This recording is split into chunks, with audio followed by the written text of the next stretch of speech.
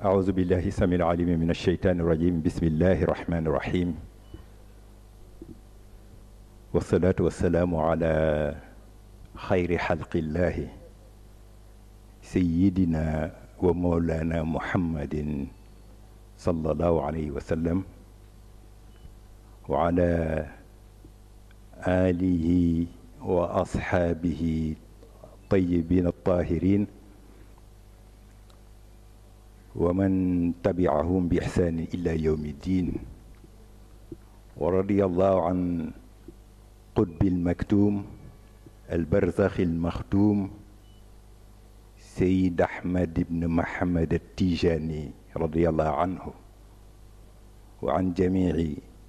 خلفائه ومقدميه. السلام عليكم ورحمة الله تعالى وبركاته.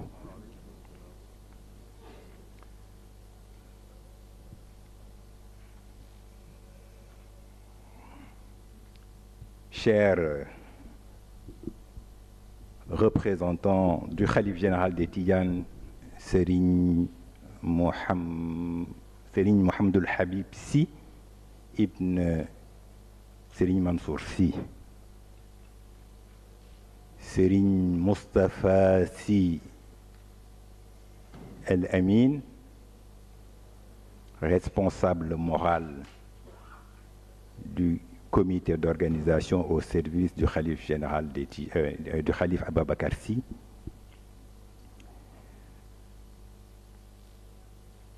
Serigne Babacar Cissé, fils de Sokhna Oumoul Khayri Sy, Serigne Hassan Sy, chers membres de la noble famille de Cheikh Al Hadj Malick Sy, ici présents, chers invités, on m'a signalé la présence de Thierno Ahmadou Sy, directeur de l'agence de presse sénégalaise, un membre fondateur de la Zawiya Tijaniya. El Hadj Abdoulaziz Gueye, représentant l'association Jama'atou Nour, en charge de la construction de la grande mosquée Cheikh Al Hadj Malick Sy de Tivaouane, Monsieur le Président du comité d'organisation, Mame Ousmane Samb, chers journalistes, chers membres du comité d'organisation, chers consoeurs et confrères de la Zawiya Tijaniya. Je voudrais, au nom du Khalife général des Tidianes, Serigne Babacar Sy Mansour, vous souhaiter la bienvenue chez vous à Tivaouane, la sainte ville où Cheikh Al Hadj Malick Sy avait décidé par une alchimie du destin, combinée avec la volonté de son Seigneur et de ses populations, de s'installer définitivement après moult pérégrinations qui l'ont amené un peu partout à travers le Sénégal pour y parachever l'œuvre d'éveil des consciences et d'ancrage de la pratique d'un islam authentique, dépouillé des scories du traditionnalisme par la saine reproduction du modèle prophétique tel que véhiculé par la tariqa Tijaniya. Comme chaque année, l'exercice qui nous réunit aujourd'hui est une tradition parce que ça fait à peu près 20 ans qu'il est un fort moment de communication entre le comité d'organisation, la cellule de communication et vous, les journalistes, chargés de transmettre les messages du Khalife général des Tidianes, Serigne Babacar Sy Mansour, qu'Allah subhanahu wa ta'ala lui accorde une bonne santé, une longévité et lui donne la force et la lucidité de mener à terme l'ensemble de ces chantiers au bénéfice de l'islam, au bénéfice de la tariqa tijaniya, au bénéfice de la nation sénégalaise, au bénéfice de la grande famille de Cheikh Al-Hadj Malick Sy.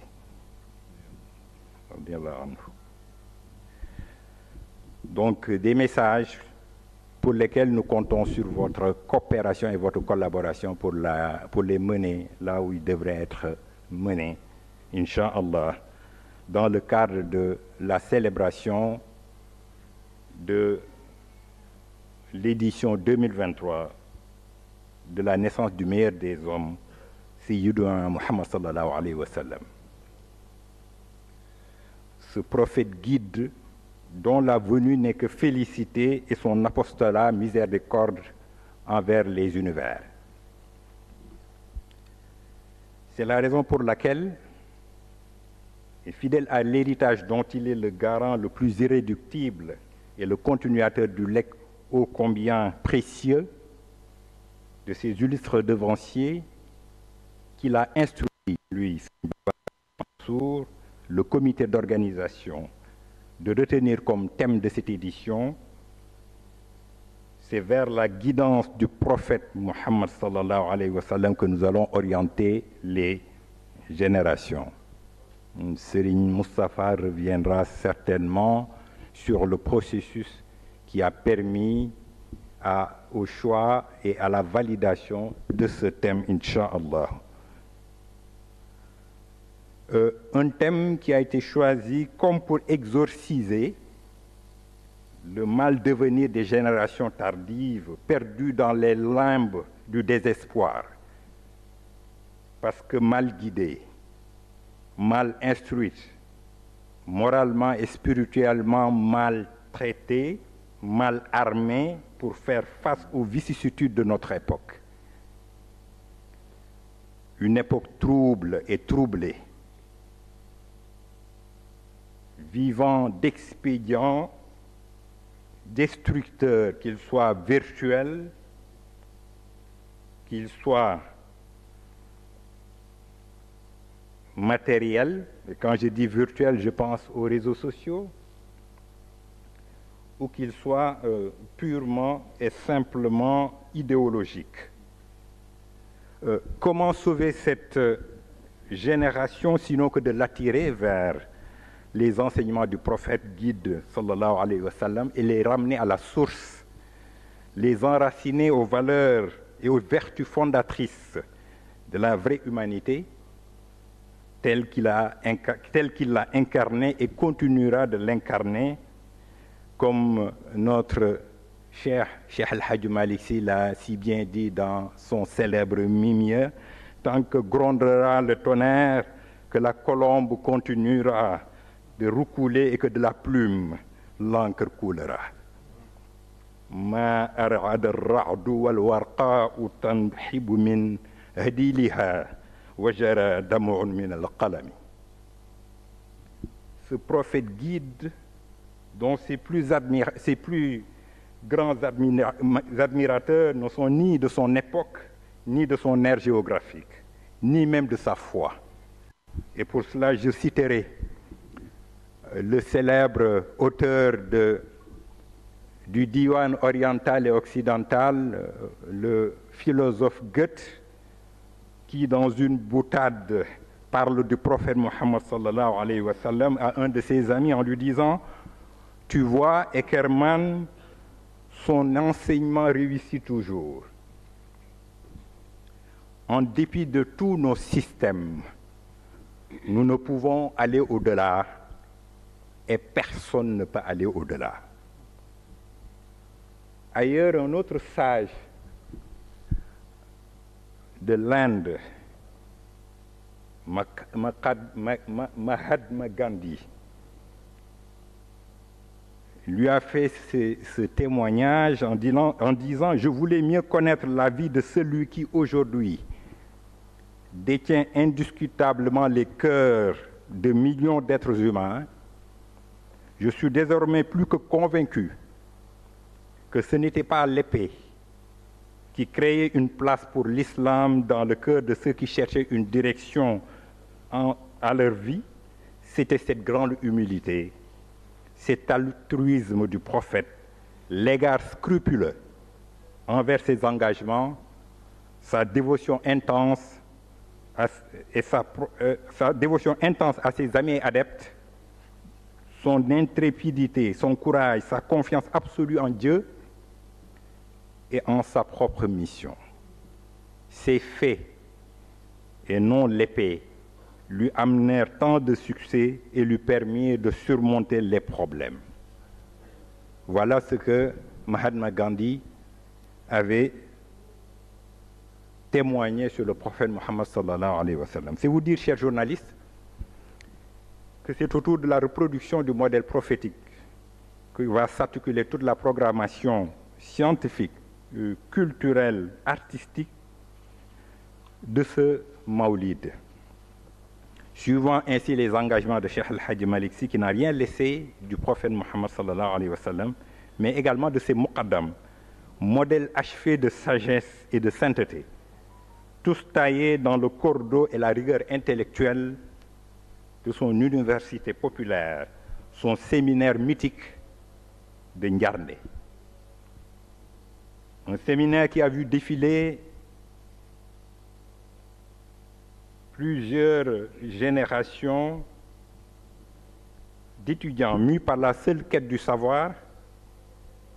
l'envie d'une orientation spirituelle à leur vie et la volonté de transformation sociale par le travail. D'ailleurs, c'est la raison pour laquelle on avait trouvé un acronyme pour synthétiser un peu cette philosophie spirituelle de Cheikh Al-Hadji Malick Sy autour du terme Djadjouba, Djang, Djulli, Bay. C'est ainsi que le symposium de cette année sera axé autour des lumières, des leçons et lumières de Ndiarndé pour mettre en lumière la vie de ces muqaddam et étudiants qui l'ont suivi à Ndiarndé, mais également de mettre en lumière cette période extrêmement importante dans la stratégie d'islamisation et d'éveil des consciences que Maulana Cheikh Al-Hadji Malick Sy a eu à mettre en place.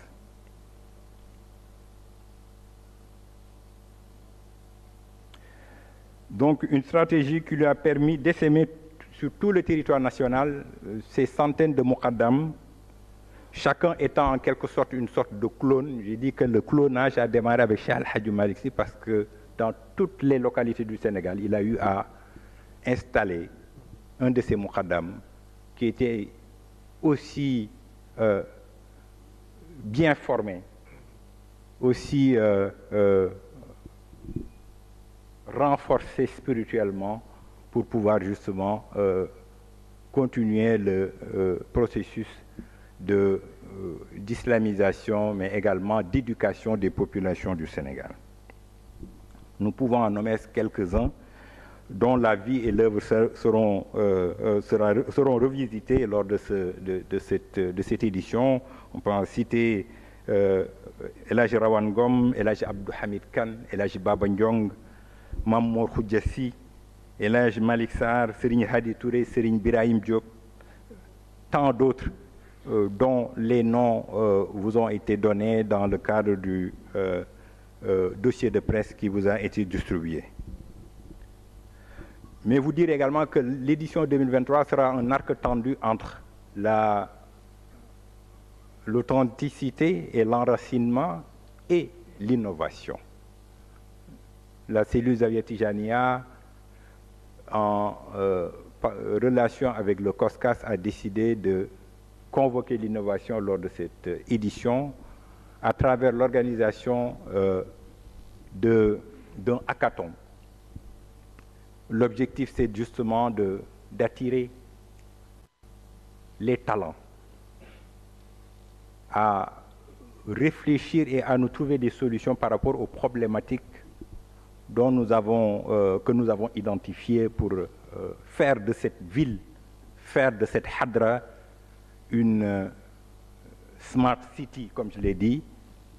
en inscrivant les nouvelles technologies de l'information et de la communication dans nos démarches, par la création de plateformes, par la création d'applications qui seront utiles à cette Hadra. Donc un événement que nous organisons en relation avec la Sonatel Sunugor Senemessa, pour justement permettre à ces talents de la communauté de se mettre au service de cette communauté par leur savoir, par leur créativité.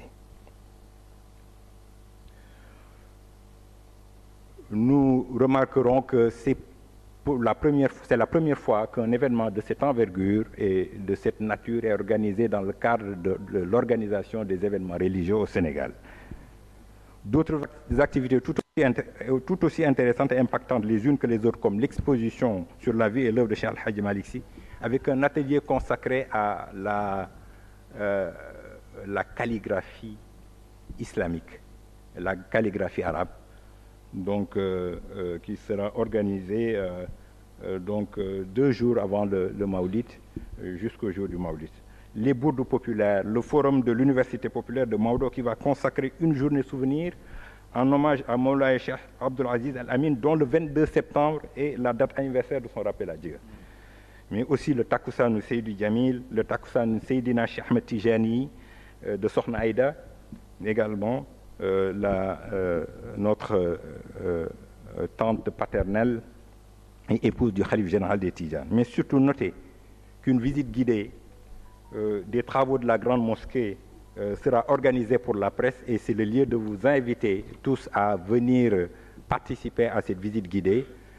qui est une façon pour le Khalif général des Tidjanes et pour Jama'atul Nour en charge des travaux de la grande mosquée de faire connaître l'évolution. C'est une opération de transparence que Jama'atul Nour veut faire pour rendre compte aux Sénégalais, aux musulmans du Sénégal, qui ont eu à contribuer à l'édification de cette mosquée symbole de l'état d'évolution, et naturellement les informations dont vous aurez besoin vous seront données lors de cette visite guidée. Le spectacle son et lumière, la cérémonie officielle, bref, toutes ces programmations qui a été faite, les informations les concernant vous ont été transmises dans le dossier de presse qui a été partagé par la cellule Zawiya Tijaniya avec vous. Nous aborderons également les questions relatives un peu aux accréditations de presse. Les accréditations qui se passeront de deux manières. D'abord, pour les groupes de presse et les chaînes de télévision, des accréditations groupées. Sur la base d'un envoi de mail, nous vous communiquerons l'adresse mail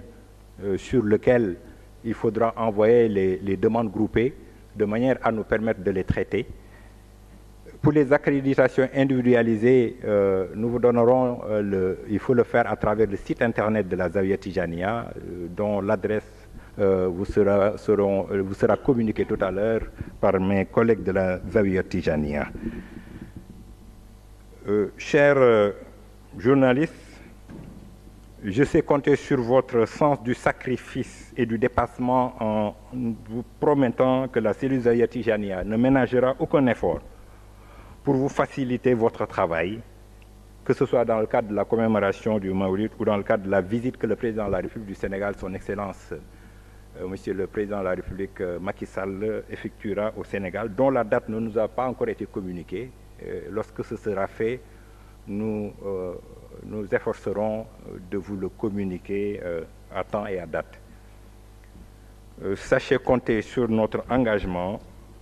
à vous apporter notre modeste concours dans toutes les circonstances auxquelles vous serez confrontés dans la poursuite de vos missions,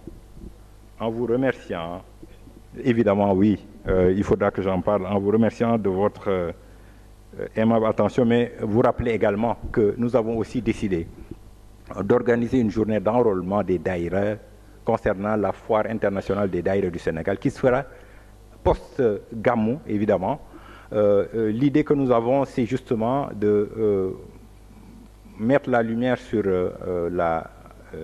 l'offre et la créativité de ces daïras et créer les conditions d'un interfaçage avec toutes les organisations d'accompagnement par rapport à leur projet, par rapport à leur production. Et donc, nous avons décidé aussi d'organiser une journée d'enrôlement qui permettra de donner toute l'information concernant cet événement, mais également de pouvoir justement sélectionner les daïras qui participeront à cet événement que la cellule Zawiya Tijaniya compte organiser en partenariat avec le CICES, Inch'Allah, au mois de novembre. Voilà donc ce que je voulais en tout cas dire en prélude de la délivrance du message du Khalife général des Tijanes qui vous sera donné par suma kilifa yu tedd yi Serigne Mouhamadoul Mansour, Serigne Moustapha ak Serigne Pape Babacar Cissé ñi nga xamante ni nooy sunuy kilifa ñun seen ay ndaw lañu nekk ci seen suuf ak ci seen keppaar ngir yeggali leen yéene ak mébétu suñu kilifa Serigne Babacar Sy Mansour yal na yàlla dolli ko wér dolli ko sutura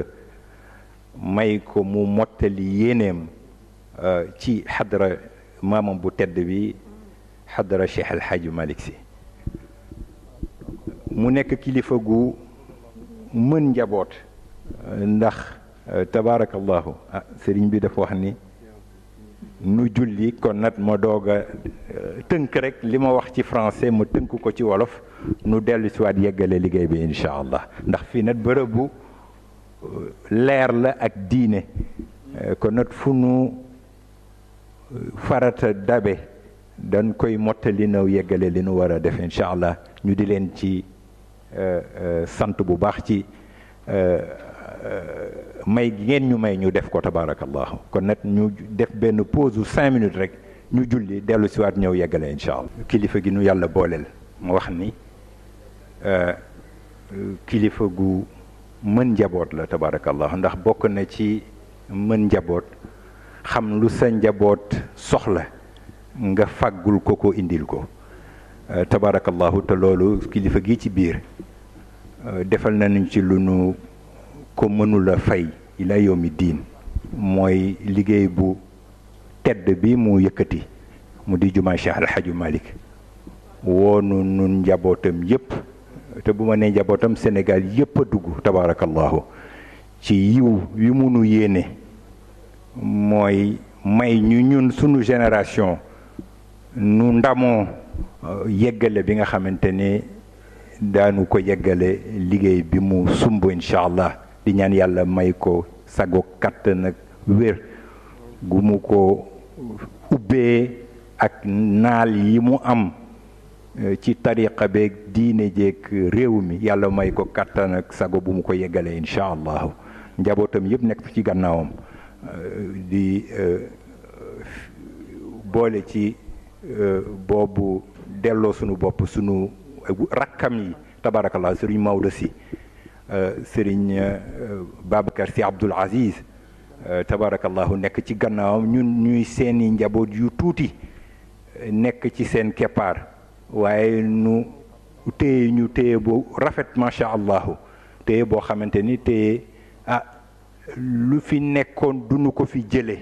tabarakallahu te li fi nekkoon sëriñ Abdoul Aziz Al Amin sampoon ko mu di organiser gàmmu gi la ca aju yépp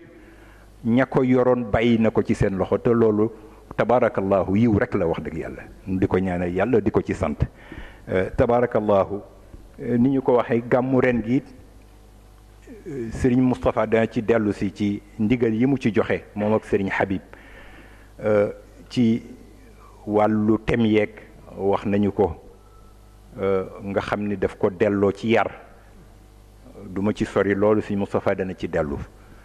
waaye nu xamal leen rek ni li ñu def yépp ci thème boobu lay dellu si moo di fexe ba njàngale yonent bi sallallahu alayhi wa sallam ndax bis bi moo ko moom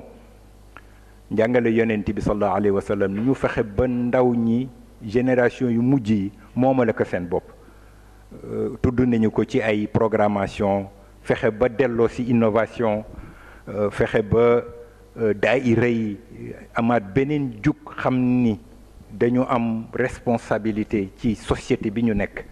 wax nañu ko la ñu ca programmé ci wàllu foire internationale des daayira ak enrôlement bi wàllu programmation scientifique bi professeur Mbaye Thiam maa ngi koy nuyu di ko sant mooy président comité scientifique gu Zawiya Tijaniya nga xam ni moo bokki professeurs yi ak jàngalekat yi nekk ci xadra bi nooy def animation scientifique bi am ci gàmmu gi ak au-delà ànd kook ñoom professeur Abdou Salam ak Muniroog tabarakallahu nu wax ni ren daanu waxtaane benn partie ci histoire u Cheikh El Hadj Malick muy la mu def ca njarnde te ku ne xam ne njarnde dëgg la nit ñi miinuñu ko loolu waaye dama leen di ñaan yéen journalistes yi na ngeen am copteewu dem ba xam bërëb boobu ndax xam naa ñu bari ci yéen xamu leen ko njarnde ma nga nekk ca boori kel Cheikh El Hadj Malick toog fa juróom-ñaari at yoo xamante ni fu ne nit jóge na fa ñëw fekk ko fa mu formé la jàngal la teg la ci yoon nga noppi mu waajal la nga dellu fa nga jóge woon la nga war a liggéey ci tasaare diine ak tariqa nga def ko loolu dafa jaadu ñu teg ci baaraam kilifa gi joxe ndigal ci nu teg baaraam ci mag ñooña àndoon ak moom foofa ak la ñu fa liggéey macha allah mu nekk benn symposium boo xam te ni dana am ci bisu dernier bourde bi def naa mooy le 25 ci journée bi lay doon programmation bi def nañ ko ci dossier de presse yi mooy borom xam-xam yoo xamante ni daañu ñëw waxtaane loolu waaye it plateau télévision yi ñaan nañu leen am na nu ñu ko programmé ci waxtaane dund ak jaar-jaaru mag ñooñu ñu def ci ay plateau ci ñoom seeni njaboot ya nekk ca dëkk ya ñu sanc ñëw fekke ko feeñal ak borom xam-xam yi feeñal liggéey bi nga xamante ni moom la mag ñooñu def wax nañ ko it ci programmation yi lu jëm ci wàllu nouvelle technologie yi benn hackathon jongante la jongante boo xamante ni liñ ci namm mooy ñi am xam-xamu développement informatique ñu xiirteel leen ci seen talent ak seen créativité nu def ci loo xamante ni day jëriñ xadra bi lu mel ni ay bibliothèque numérique lu mel ni ci ay plateforme e-learning lu jëm ci tourisme religieux bëri na ay thèmes yoo xamante ni mooy thèmes yi ñu leen di orienté ñu am ay mentor yoo xamante ni dañuy ñëw orienté leen ci seen créativité ba ñu defal ñu ay outils yoo xamante ni dafay amal njariñ xadra bi amal njariñ dëkk bi mu di Tivaouane ndax li ñu bëgg mooy Tivaouane doon dëkk bu connecté ndax connecté na spirituellement ba noppi ngir yàlla ak liggéey bi fi Cheikh Al Hadj Malick si def waaye mu connecté ci xarala yu bees yi te loolu ndaw ñi am nañ ci dogu bu baax incha allah boobu jongante nag le 22 le 23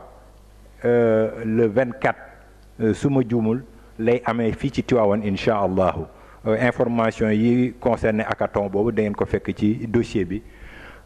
ak i waxtaan ci ay forum ndax ku ne xam na ni 22 septembre ci la Cheikh Serigne Abdoul Aziz Al Amin génnoon àdduna am na waxtaan boo xamante ni ndaw yi koskaas yi bëgg nañu waxtaane ko ci jaar-jaaram ak dundam incha allahu mu nekk ci bisu noppalu bi ay spectacle son et lumière bi ñu daan def nga xam ni léegi ci programme institution wu gàmmu gi la bokk ba ci Serigne Abdoul Aziz joxe ndigal gannaaw ba ko xalifa bi validé ñu continuer di ko def depuis lu mat fukki at a ngi nii muy bégal ndaw ñi rek ci li fi mag ñi bàyyi turaas bi fi mag ñi bàyyi tabarakallahu loolu yëpp di ay programme yoo xamante ni bëgg nañu na ngeen ci daan dugale seen loxo ngeen ñëw dugale ko ni tabarakallahu li des nag mooy wàllu liggéey bi ñu seq ak yéen nga xam ni war na am fu nu ko jaarale loola ci ay accréditation la ca war wax naa ko ci accréditation yi ñaari canaux yi ñu koy jaarale mooy bu dee groupe de presse yi email lay doon bu dee daañu leen jox adresse bi léegi bu dee individualité yi dañuy dugg ci site Zawiya Tijaniya inscrire fa su ko defee daañu leen delloo réponse parce que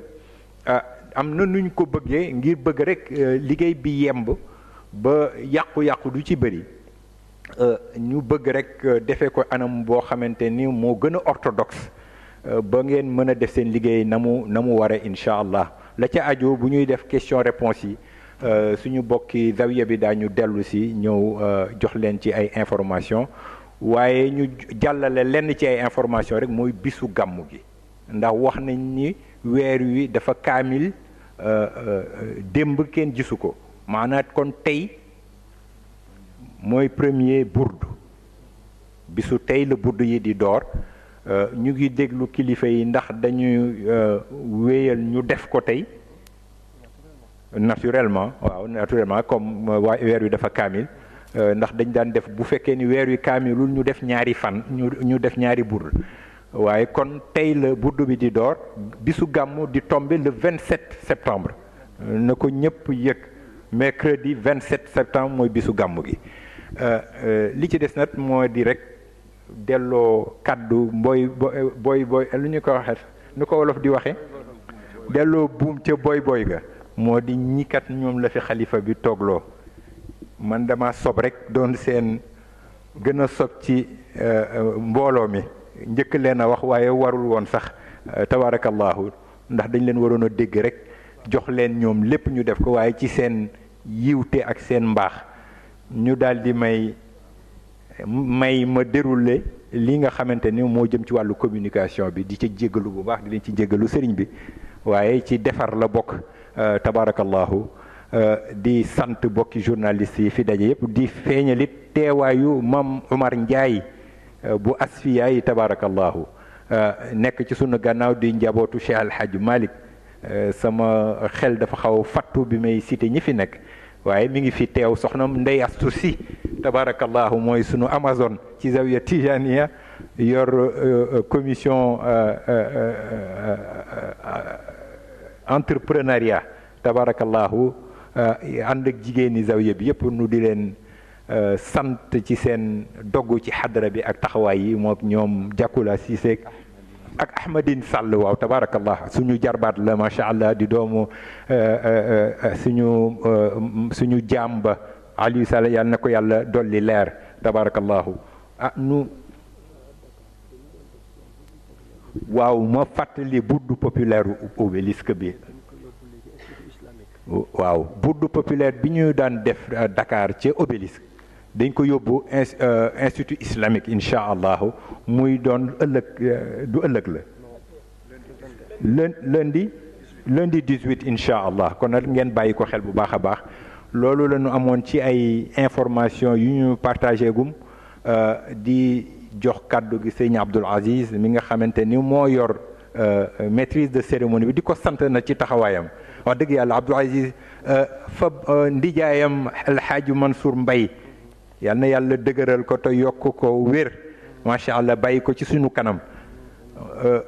taxawaay ba mu daan taxawee xadara bi ànd koog suñu wéyjur yi moom la taxawee tabarakallah ci suñu wet di nit ku baax macha allah taxawee ko taxaw bu rafet nii la ko sama baay Mansour daan defee bu ñu daan def point de presse bi ci booba Serigne Abdou ngi fi macha allah daf ma naan bul jàpp dat laajal sa baay Mansour bu la waxee ba noppi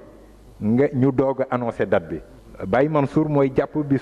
bisu point de presse bi selon disponibilité am tabarakallahu yal na ko yàlla dëgëral Abdou Aziz nekk ca tànk yooyu tabarakallah teewal ko fi macha allah xam naa ni li fi xew wuutewu ko benn yoon incha allah tabarakallah nu yemale foofu kàddu gi di nuyu ñëpp di ziar ñëpp te noo wasalaamu aleykum wa rahmatullahi taala wa barakatuh